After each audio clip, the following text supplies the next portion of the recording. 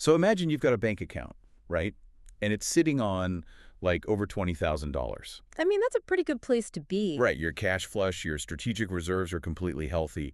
But then the moment you realize you need a few bandages and some moleskin for an upcoming project, you don't just run to the pharmacy. No, obviously not. Instead, your team is literally texting the local fire chief, begging for donated first aid supplies. Which, sounds exactly like a scrappy tech startup trying to survive its first year and keep that weekly burn rate down. It totally does. But it's actually not. We are looking at a local Boy Scout troop on a random Monday in August. It is a stunning contradiction, honestly. Right. Welcome to the deep dive.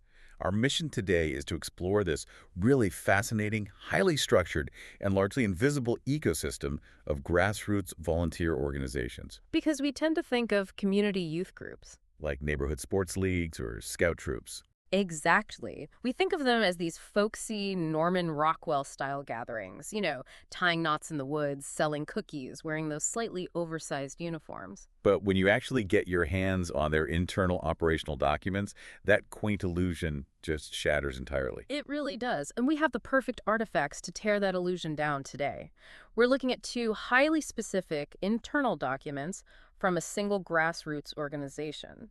Boy Scout Troop 685. Yep, Troop 685. We've got their official committee meeting agenda from August 3, 2026, and their troop-wide eBlast, which is essentially like a public-facing newsletter from August 9, 2026. And what these two mundane documents reveal is a logistical machine operating less like a casual weekend club for kids and, much more like a mid-sized corporate startup. Oh, absolutely. We're talking granular budgets, official board votes, multi-year strategic forecasting, and literal supply chain bottlenecks. It's just an incredibly detailed microcosm of civic infrastructure, because to keep that campfires and knots magic alive for the youth, a shadow group of adults has to run this incredibly complex bureaucratic engine in the background. So I want to start by tearing into the microeconomy of it all, because the finances of Troop 685 completely caught me off guard. Oh, for sure. You dive into the Treasurer's Report from that August 3 agenda, and this isn't a cigar box with $50 in petty cash. The troop is sitting on a total of $20,941.30.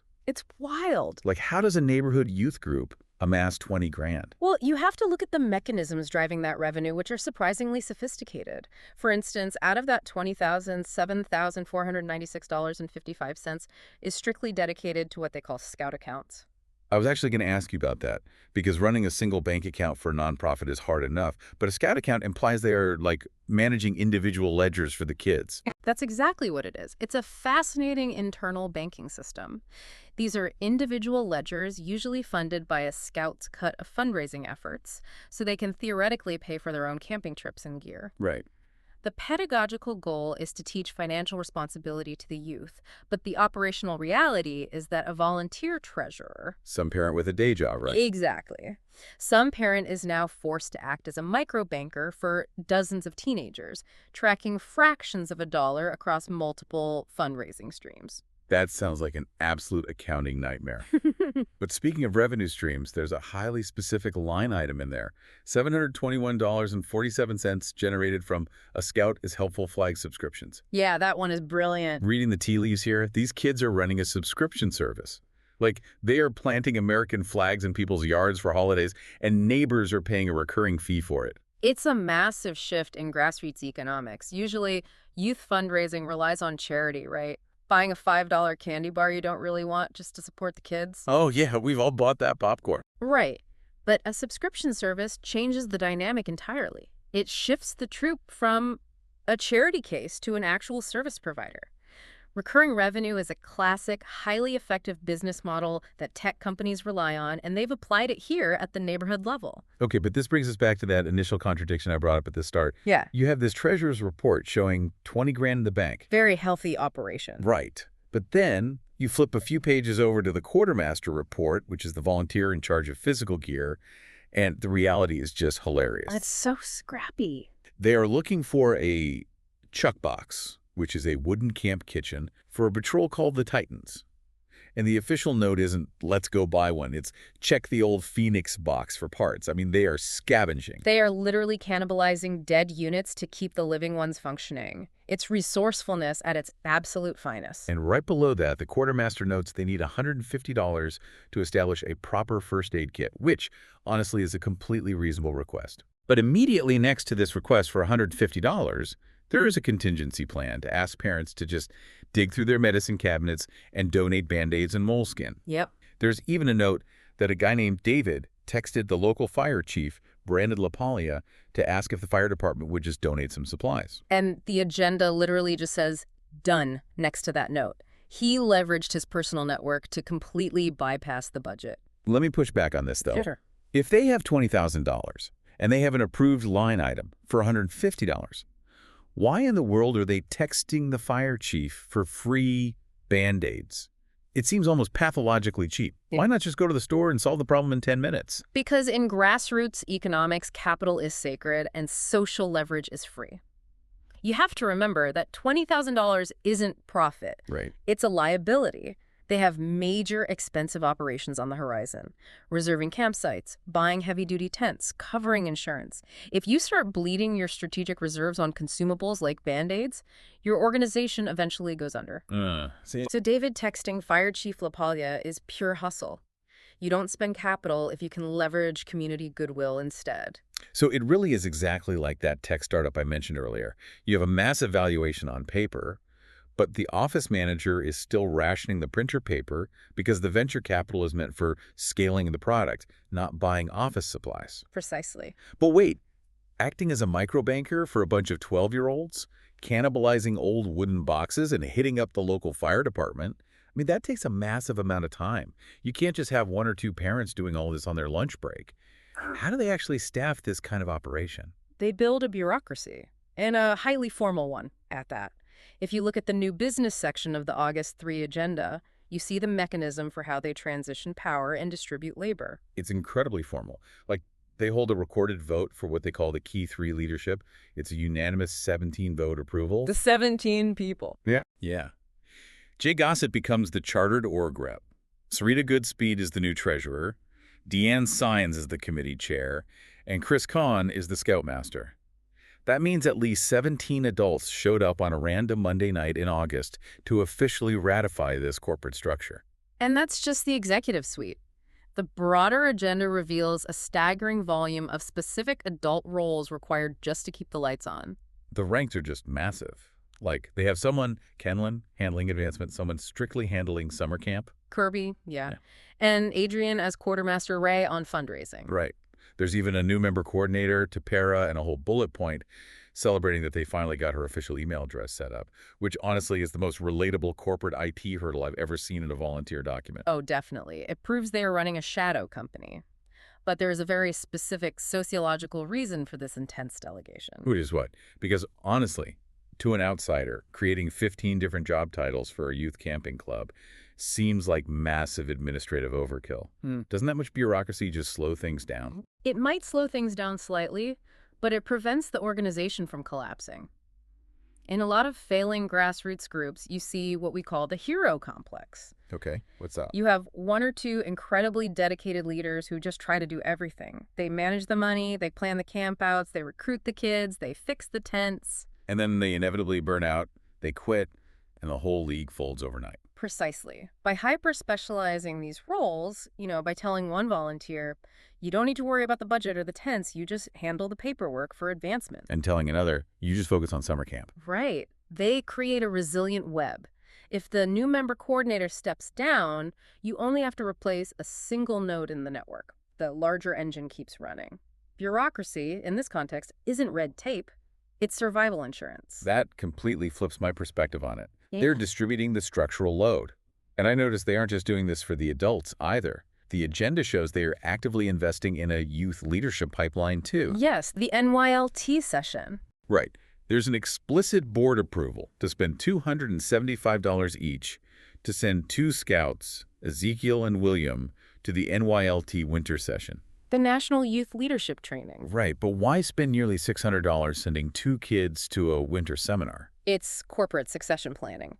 They are sending their junior employees to a professional development seminar so those kids can take over the operational management of the youth side of the troop next year. Oh, wow. An organization that doesn't train its replacements is an organization with an expiration date.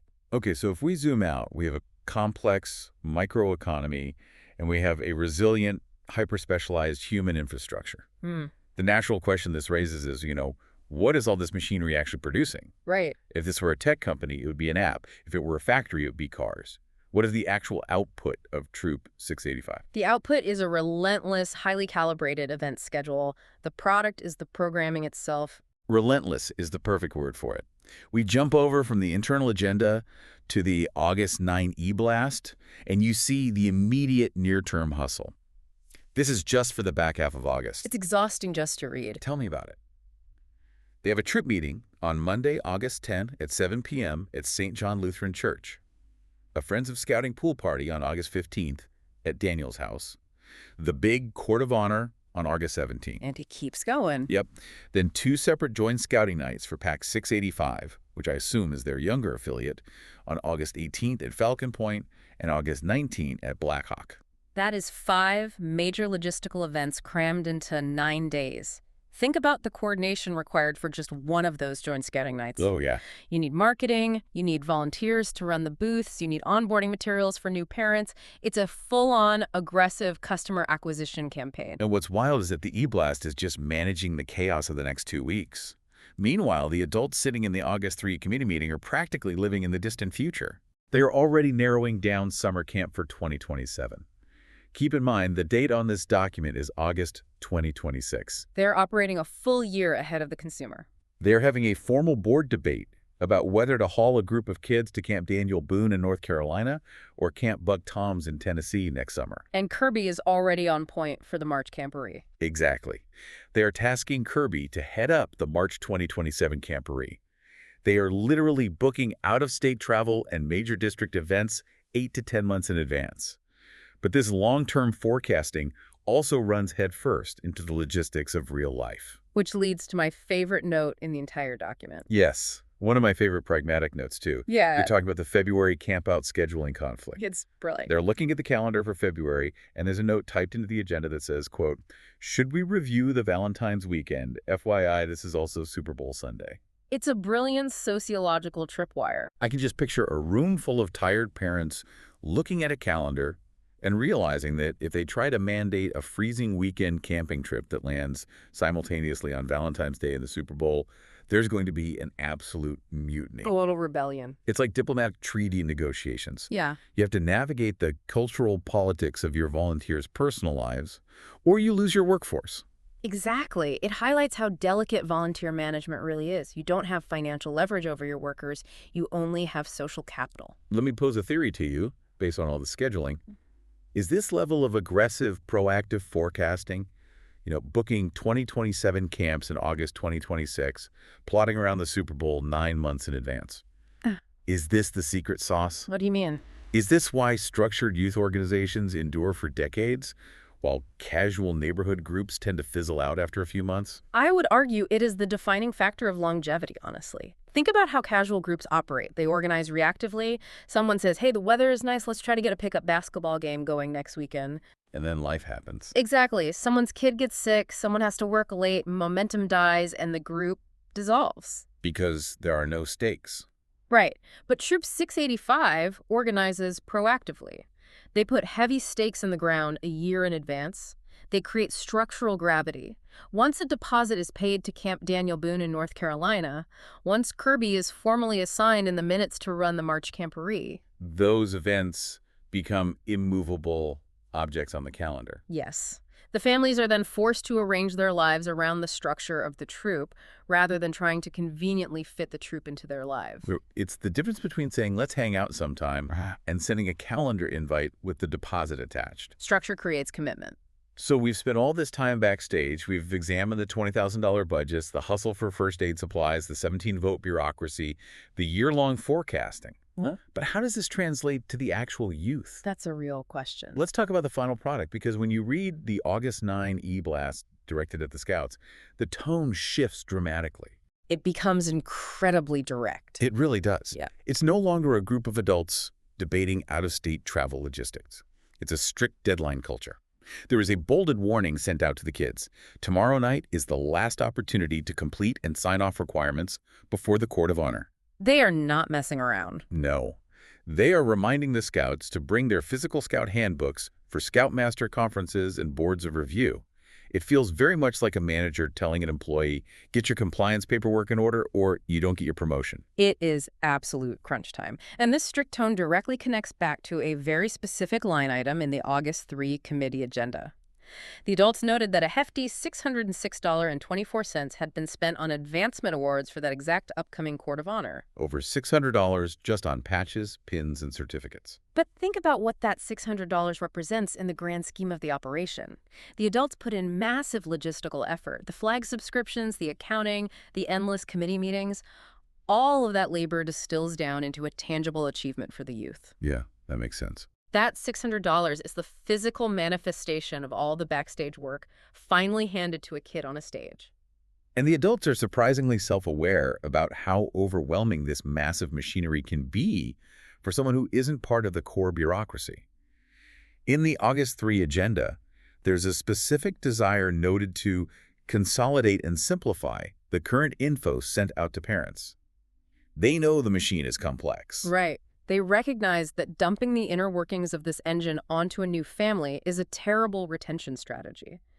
And this brings us to a really profound sociological concept by Irving Goffman, actually, the theory of front stage and backstage behavior. Hold on, let me stop you there for a second. Sure. Because, front stage and backstage almost sounds a bit manipulative. Oh, I see what you mean. Like, are we saying the adults are intentionally deceiving the kids and the new parents about how the organization actually works? No, it's not deception. It's protection. Goffman argues that in any social organization, there is the front stage, which is the polished, curated performance you present to the audience. Then there is the backstage, which is the messy, frantic, practical work required to pull off that performance.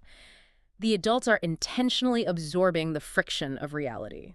So they are shielding the youth from the mechanics so the youth can just focus on the experience. Exactly. To a 12-year-old scout in Troop 685, it's just a fun troop meeting at St. John Lutheran Church. It's just a cool camping trip where they get to build a fire and hike. Right. They have absolutely no idea that Serena is managing a $20,000 spreadsheet, or that David is begging the fire chief for moleskin, or that a room full of adults spent 20 minutes agonizing over the catastrophic implications of camping on Super Bowl Valentine's weekend. The adults absorb the chaos so the kids can just experience the adventure. That is a beautiful way to frame it. Yeah. And honestly, reading through these two simple documents, a routine meeting agenda and a newsletter email, it really is a masterclass in community organizing. It proves that a thriving community doesn't just spontaneously happen because people have good intentions. It is meticulously, exhaustingly engineered. Which brings us to our final takeaway for you today. When we started this deep dive, we talked about that quaint, folksy image of youth organizations. But Troop 685 is a perfect microcosm of how society actually functions at the ground level. It isn't magic. It's not magic at all. Yeah. It operates through meticulous spreadsheets, through unanimous board votes, through multi-$100 leadership training sessions, and endless, mostly thankless volunteer hours. Absolutely. The actual fabric of a community is stitched together by people sitting in a sterile room on a Monday night, figuring out how to scavenge a chuck box for the Titans patrol. It is the invisible infrastructure of civic life. So, we want to leave you with a final thought to ponder as you go about the rest of your week. Look around your own community, your own neighborhood. Think about the local institutions you take for granted. The annual fall festivals, the youth sports leagues. The community gardens, the neighborhood watch. How many of those things only survive because there is an invisible army of Kirbys, Deannes, and Serenas working behind the scenes? The people who are willing to track down missing equipment, manage microsubscriptions, and sit through agonizing committee debates just to make sure the front stage performance goes off without a hitch. Next time you see a kid selling something outside a grocery store or a local parade marching down Main Street, ask yourself, who is running the spreadsheet in the background? Who is making sure the metaphorical toilet paper is stocked? Because those are the people actually holding your town together. Thanks for joining us on this deep dive into the hidden machinery of Troop 685. Stay curious out there.